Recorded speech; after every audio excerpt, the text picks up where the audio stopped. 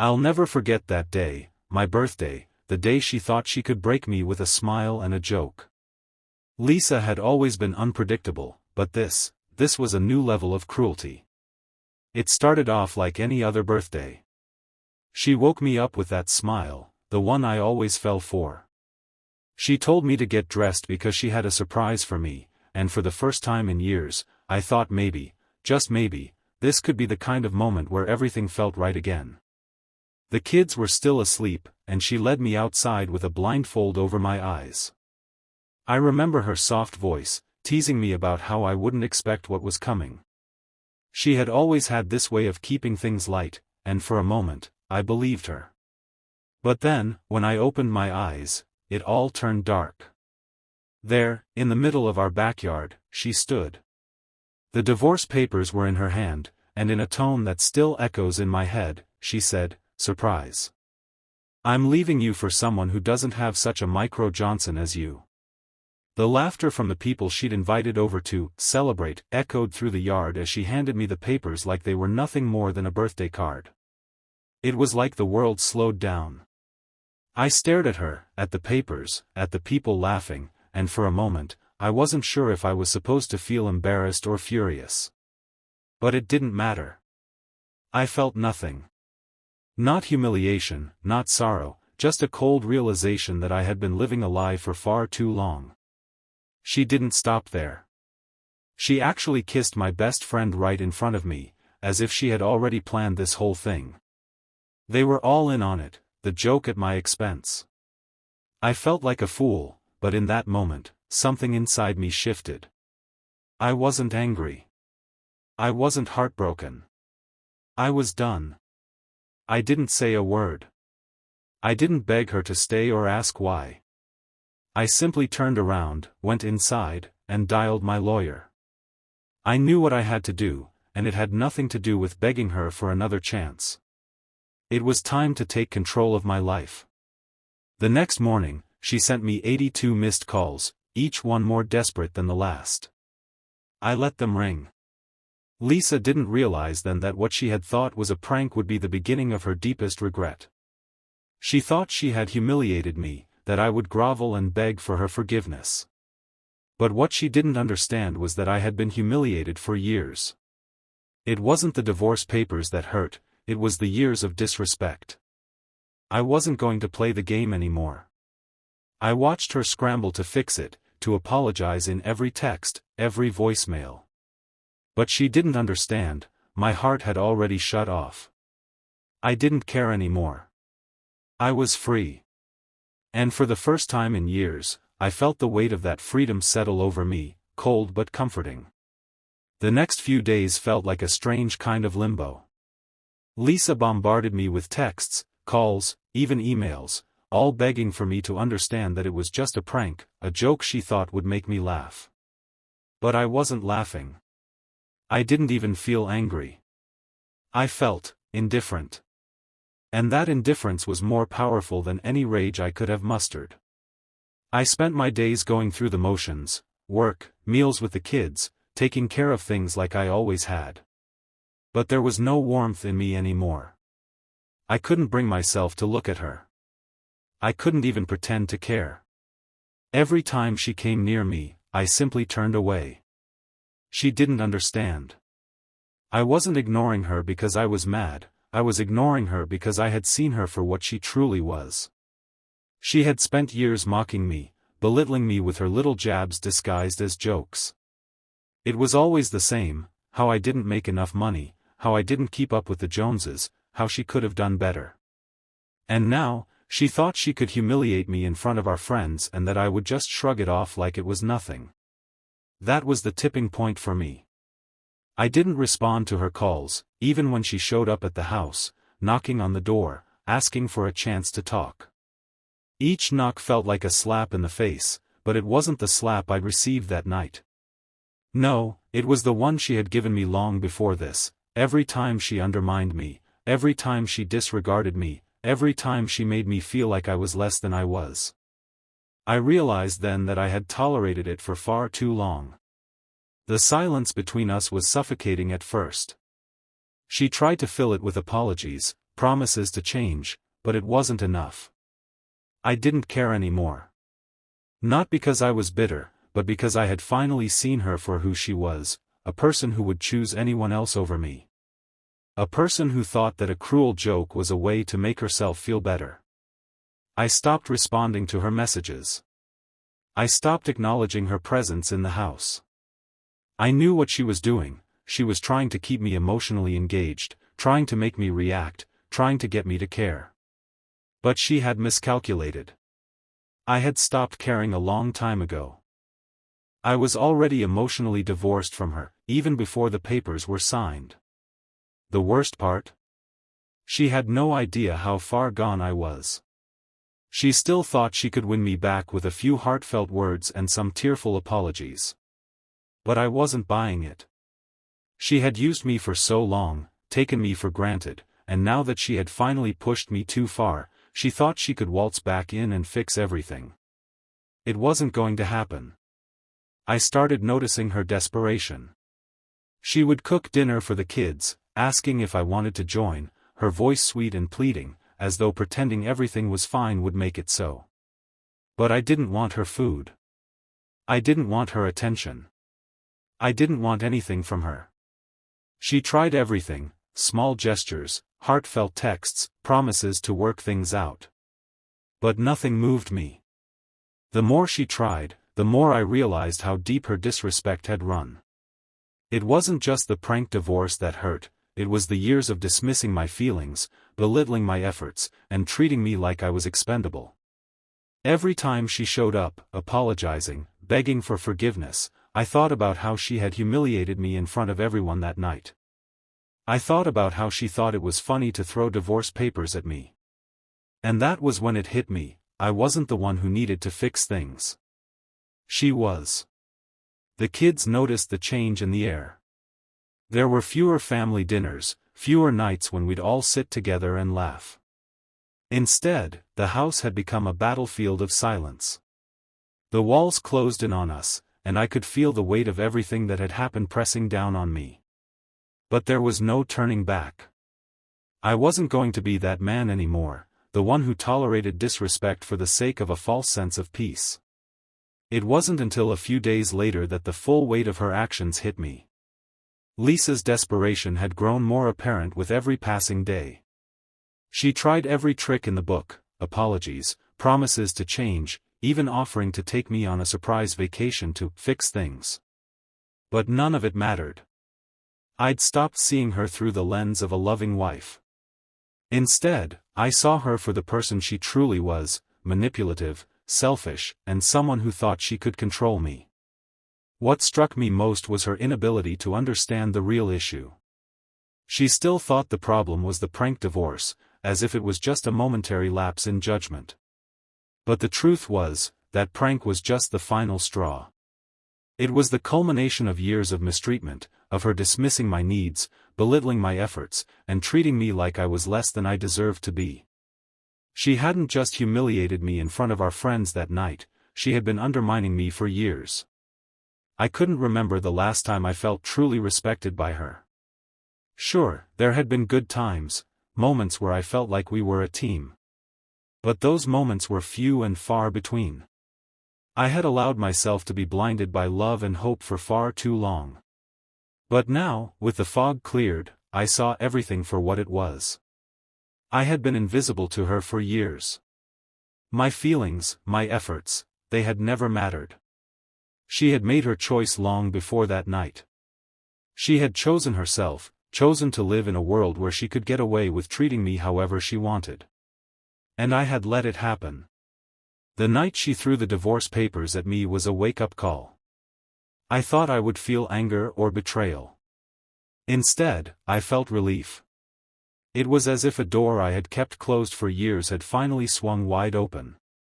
The weight that had been pressing down on me, the exhaustion of pretending everything was okay, evaporated.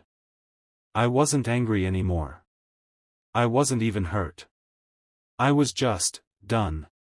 Lisa's calls became more frequent, more frantic. She sent me texts, emails, and even left voicemails begging for forgiveness. She kept saying that it was a joke, that she didn't mean it, that she was sorry. But it was too late. I wasn't angry, but I wasn't going to let her believe that everything was fine just because she said it was. Her actions had already shown me who she really was, and there was no going back from that. I started to take a step back from everything, mentally, emotionally, and physically. I didn't respond to her messages. I didn't engage with her at all. She kept trying to fix it, but it was like she was speaking a language I no longer understood.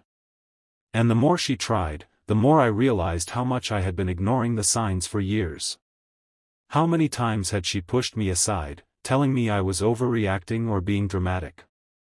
How many times had I let her walk all over me because I was too afraid of losing her? I stopped asking myself those questions. The answers didn't matter anymore. The only thing that mattered was my peace of mind. My respect. The respect that she had taken away from me, piece by piece, until there was nothing left. She had given me nothing but excuses, and I had given her everything. I wasn't going to do it anymore. The next day, she showed up at the house, trying to act like nothing had changed. She smiled at me as if she hadn't just humiliated me a few days before. She tried to make small talk about the kids, about our plans for the weekend, but I couldn't even look at her. It felt like we were strangers living in the same house. She was still playing the same game, but I was no longer interested. I didn't even feel a flicker of anger. I was calm, almost too calm, and that's what scared her. She had no idea what I was thinking, and I wasn't about to clue her in. I had already made my decision. I wasn't going to waste my time trying to fix something that was already broken. I had to protect myself now. Later that evening, she asked if we could talk. I agreed, but only because I knew that whatever she said, it wouldn't change anything. We sat across from each other, the tension thick in the air. She apologized again, telling me she was just trying to have fun and didn't realize how far she'd gone.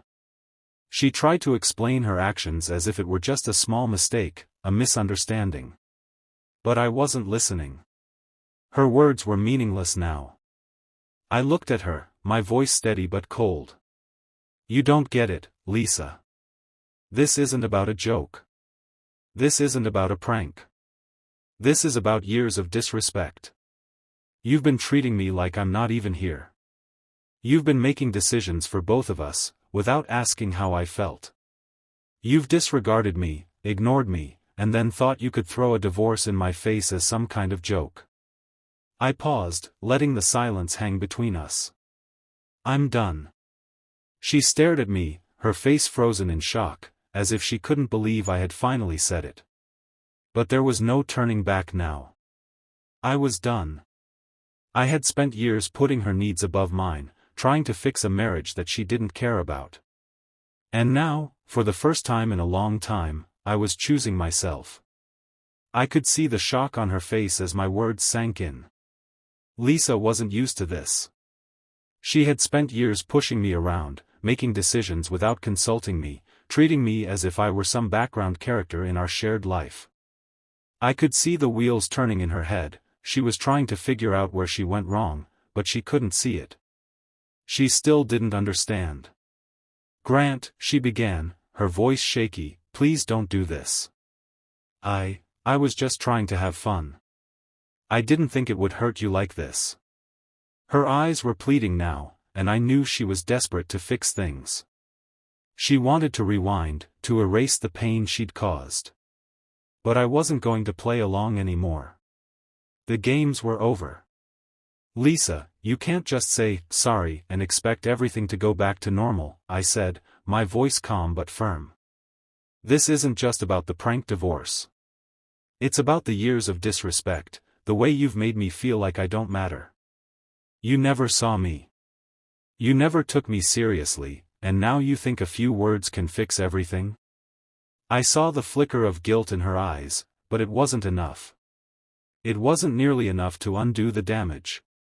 It wasn't enough to make me forget how she had laughed with my best friend at my expense, how she had humiliated me in front of our friends, how she had dismissed my feelings and needs time and time again.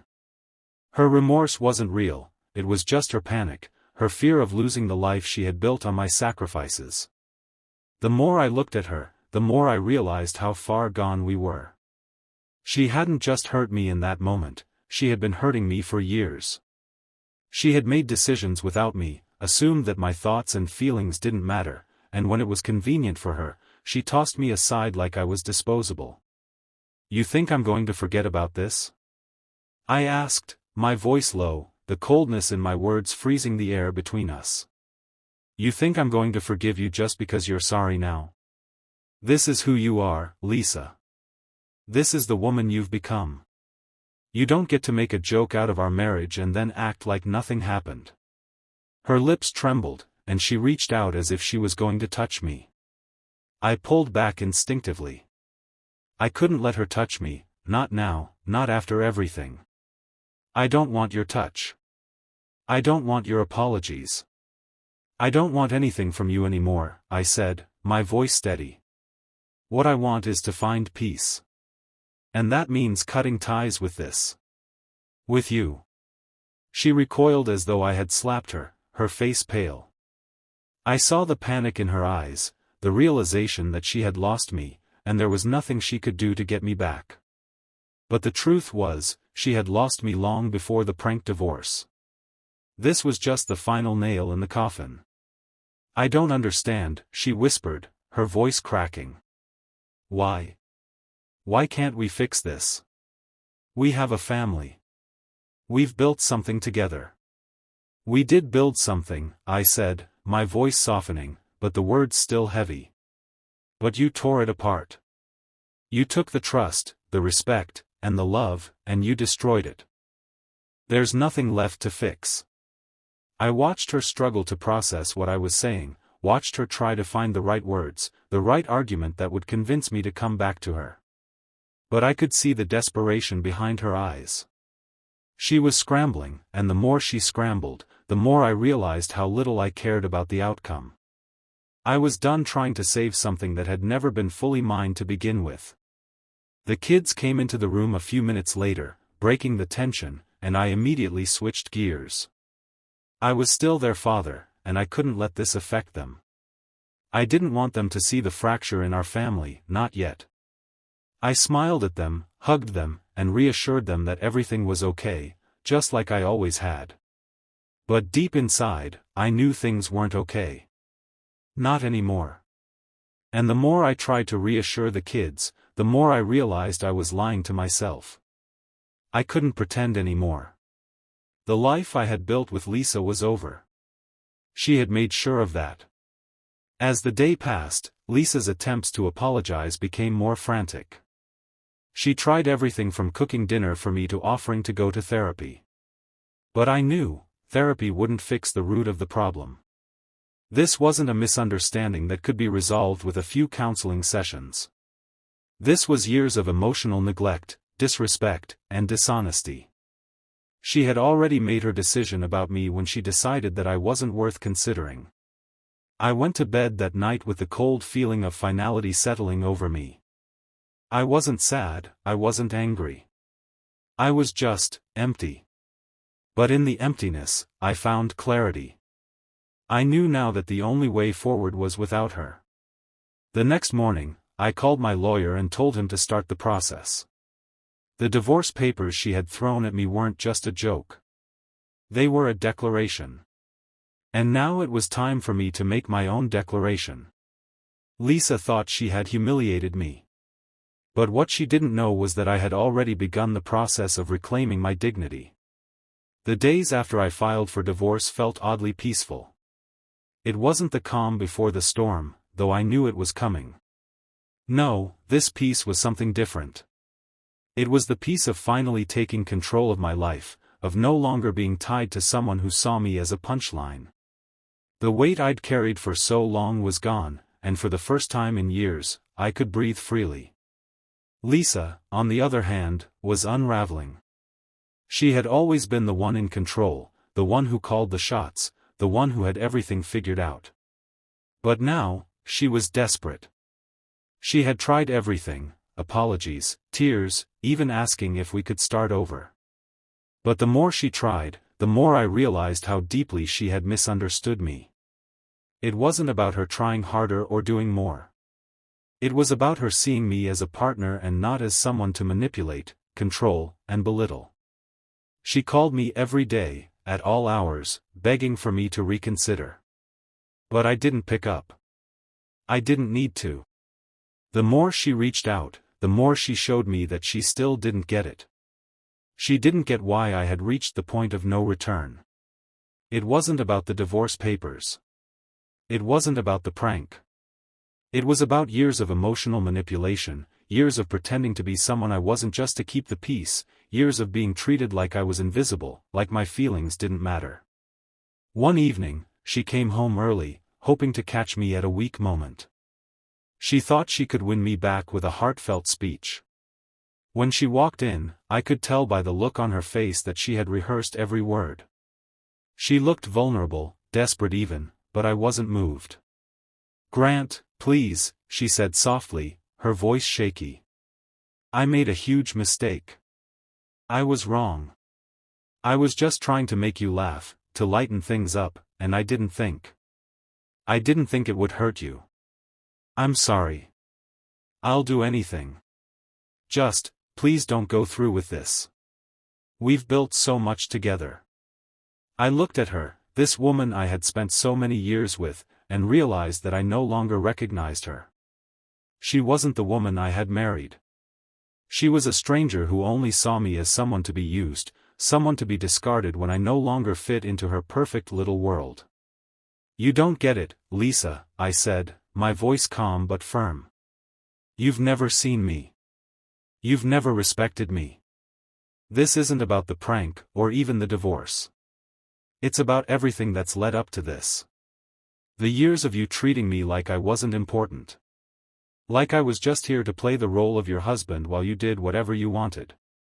I'm not some accessory to your life. I'm a person. And I deserve better than this."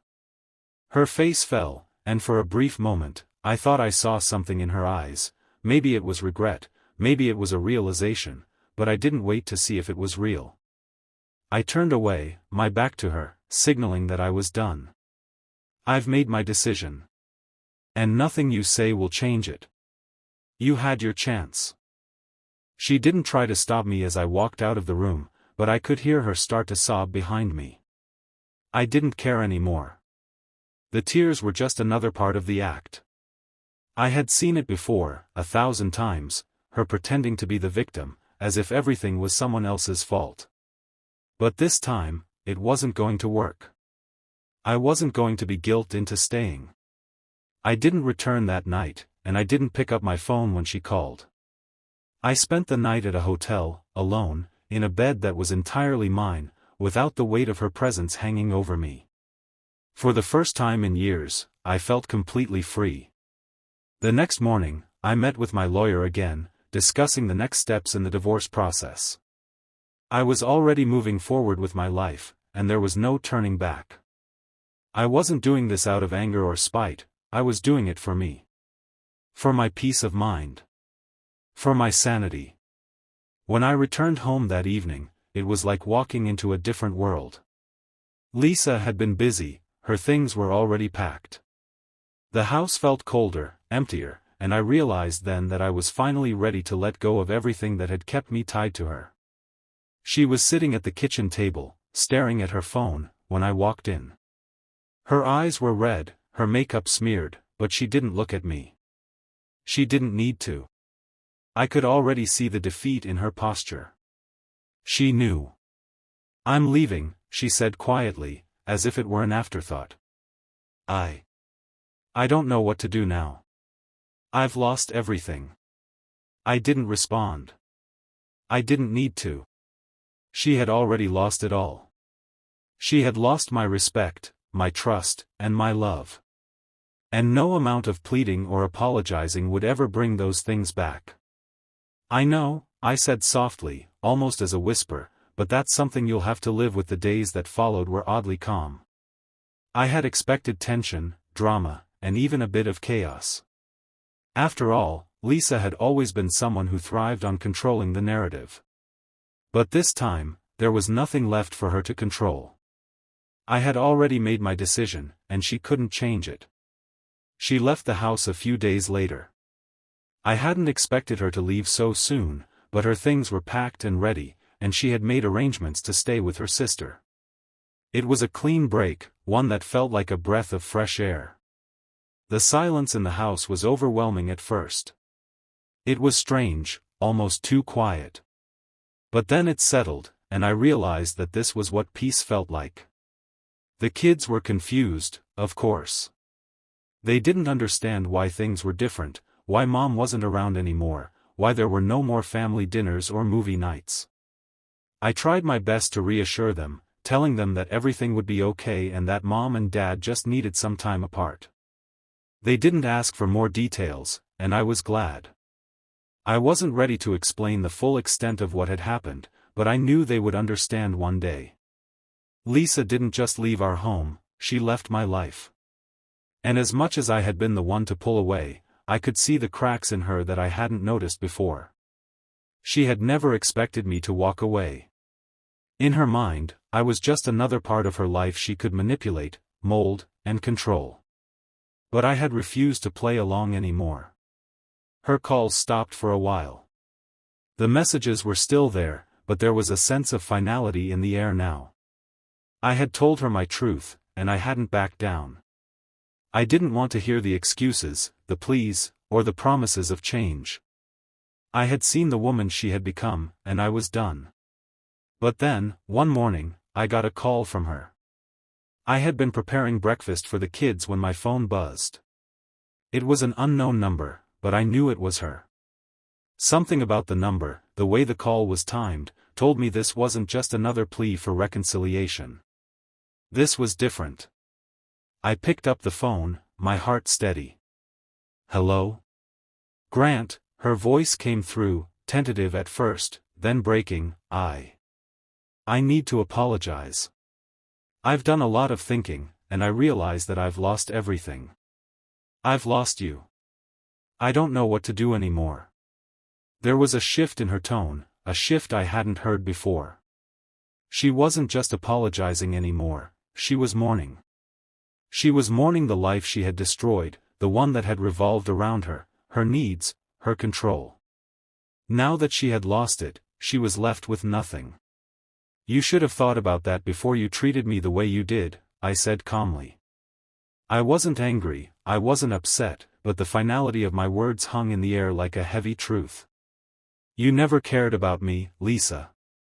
You never respected me, and now you're left with the consequences of that."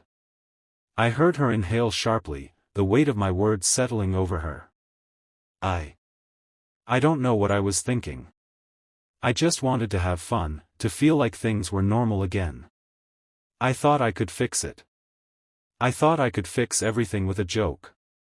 But I see now how wrong I was.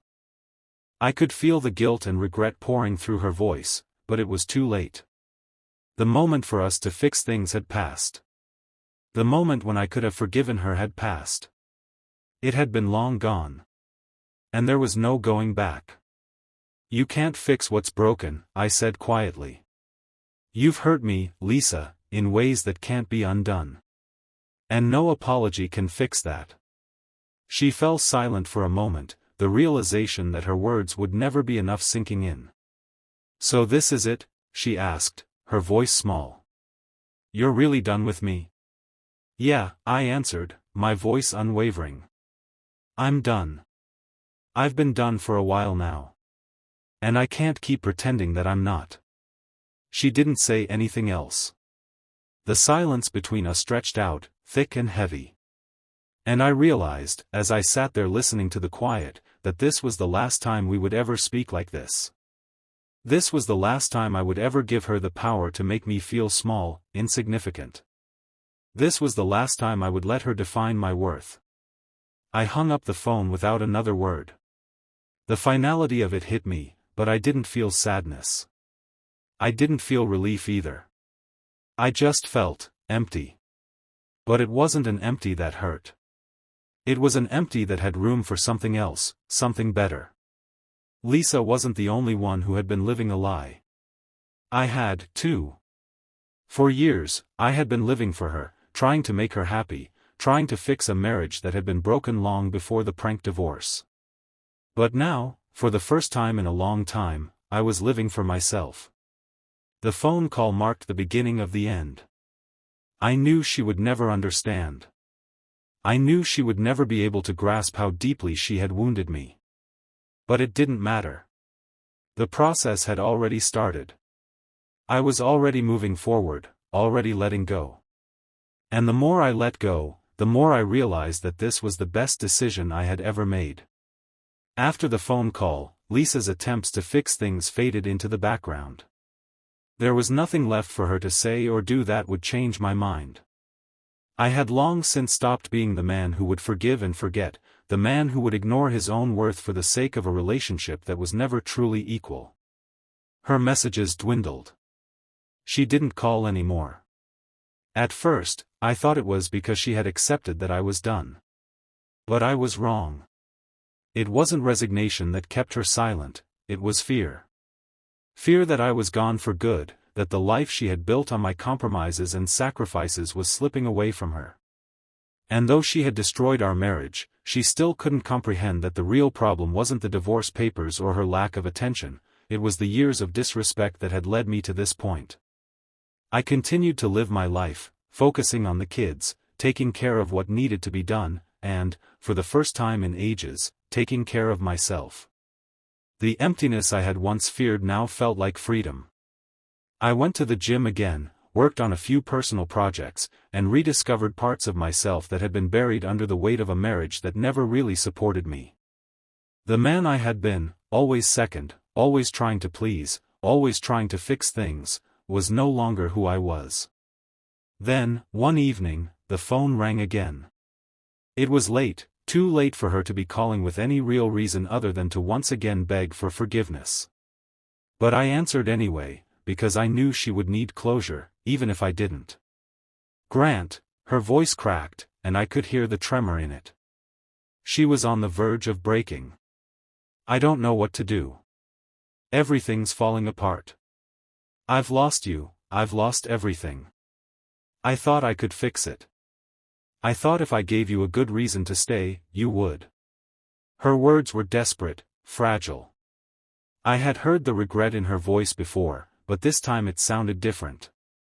It was real. It wasn't the hollow apology she had tried to force before. This was her acknowledging the damage she had caused. She had come to the painful realization that she had been wrong, completely wrong, and now, she had nothing left but regret. You can't fix it, Lisa, I said, my voice low but resolute. You don't get to fix what's been broken for so long. You've spent years ignoring me, disrespecting me, and I gave you the benefit of the doubt. But I can't keep pretending that I'm okay with that. I didn't mean to hurt you, she whispered, her voice thick with tears. I didn't think you would actually leave me. I thought it was a joke. I thought if I made you laugh, we could forget everything else. I could hear the anguish in her voice, but it didn't move me the way it once would have. I had spent so many years chasing her approval, trying to be the husband she wanted, only to realize that nothing would ever be enough. She wasn't looking for a partner, she was looking for someone to serve her needs, someone who would be there when it was convenient for her. But I wasn't that man anymore. You don't get to make it a joke anymore, I said quietly. You made a choice, Lisa. You made it when you decided that I didn't matter, that I was just someone you could push aside whenever you wanted. There was silence on the other end of the line. I could almost see her there, racked with regret, realizing too late that she had lost the one person who had always been there for her. But I wasn't going to let her off the hook. She had had every opportunity to change, to make things right, and she had chosen to disregard me instead. Grant, please, she pleaded. I don't know how to fix this. I don't know how to go on without you. The words hit me harder than I expected. For a moment, a part of me wanted to reach out, to tell her that it wasn't too late, that we could work through this. But then I remembered everything. I remembered the years of neglect, the times she made me feel small, and the final betrayal when she humiliated me in front of our friends.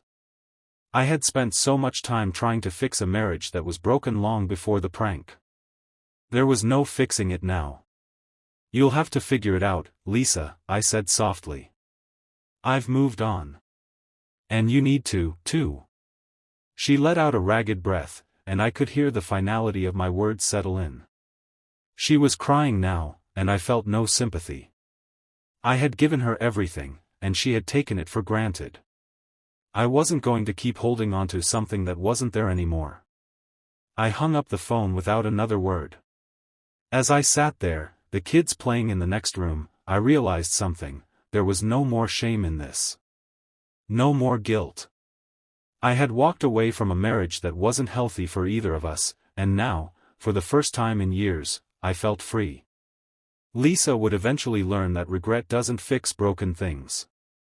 It just makes you see the mess you've created, and for her, that was the hardest pill to swallow. Weeks passed, and Lisa's calls became even more sporadic. Her apologies turned to accusations, and her desperation turned to bitterness. She tried to reach out through friends, through her family, but each time I ignored her attempts. It wasn't about being cruel, it was about maintaining my peace. I wasn't angry anymore, I wasn't even sad. I had done something I should have done a long time ago. I had finally chosen myself. I stayed focused on what mattered. The kids. My work. Myself. I spent more time with the children, creating a new rhythm in our home, one where their laughter wasn't drowned out by tension or anxiety. We had moments now, real moments, where we could just be together, without the underlying discomfort that had always been there when Lisa and I shared a space. There were days when I found myself thinking about the past, about the years we had spent together. I remembered the good times, the vacations, the holidays, the moments when it felt like we were a team. But those memories didn't hold the same weight anymore. I didn't yearn for them the way I thought I would. The weight of the past had been lifted, and in its place, there was freedom. Lisa continued to try and manipulate the situation, sending gifts for the kids, trying to get me to engage with her, but I remained resolute. I had learned the hard way that there was no going back from the damage she had caused. And as much as she regretted her actions, it was too little, too late. She had no idea what it had been like to live under the shadow of her disregard for me, her complete lack of respect for my feelings. And now, she would never fully understand. One evening, a few months after the divorce was finalized, I received a letter. It wasn't from Lisa, but from her lawyer. I opened it cautiously, already knowing what was coming. It was a letter from her asking for a meeting. She wanted to talk about the past, to close this chapter with me, as if a few words could make everything okay again. I stared at the letter, my mind flooded with memories of all the times I had tried to fix things, tried to make her see me, tried to make her love me the way I had loved her. But it wasn't her love I had been chasing all those years, it was validation. I wanted her to see me as someone worthy of respect, worthy of being treated as an equal. But the reality was that I had been fighting for someone who would never fight for me. I threw the letter in the trash. That was the final piece of closure I needed. Lisa's regret, her desire to make things right, it was all based on the illusion of control. She wanted to make me feel guilty for walking away, wanted me to think that I had destroyed something worth saving. But I knew better now. I knew that it wasn't about fixing the past, it was about moving forward. I didn't need her apologies.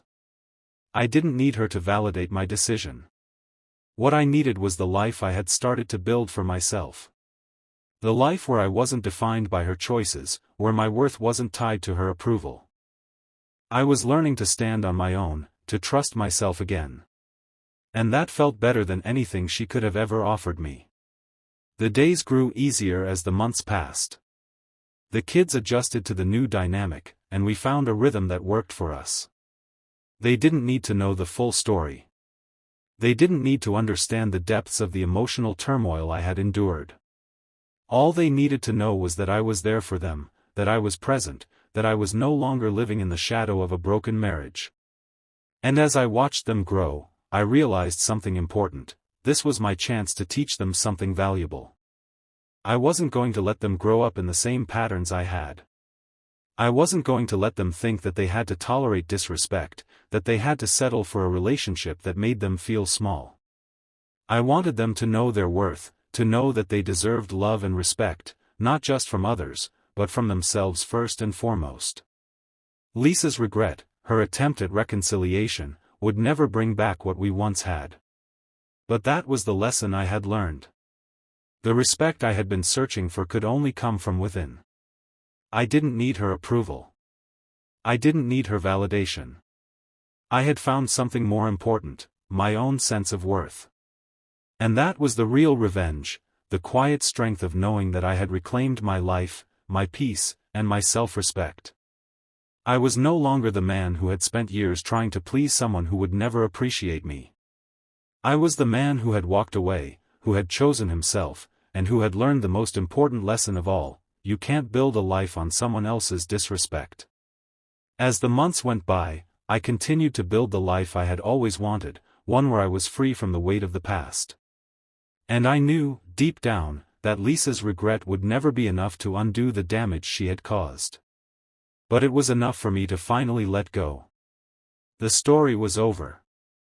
And I was the one who had written the ending.